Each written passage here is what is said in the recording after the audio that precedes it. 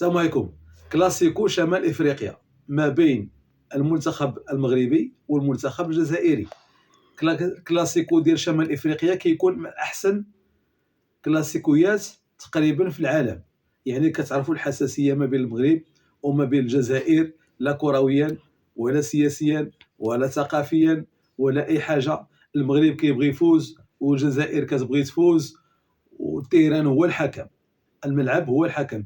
اذا نصف النهائي الالعاب المتوسطيه طورونتو 2026 غادي يجمع ما بين المنتخب المغربي اقل من 21 سنه ضد المنتخب الجزائري اقل من 21 سنه.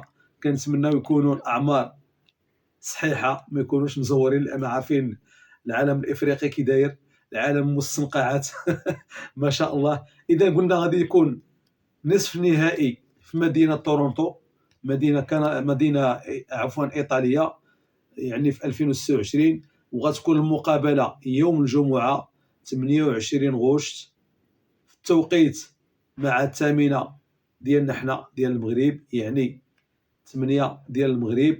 وغادي تكون ان شاء الله مقابله شيقه، وكنتمناو تفوز المنتخب الوطني المغربي.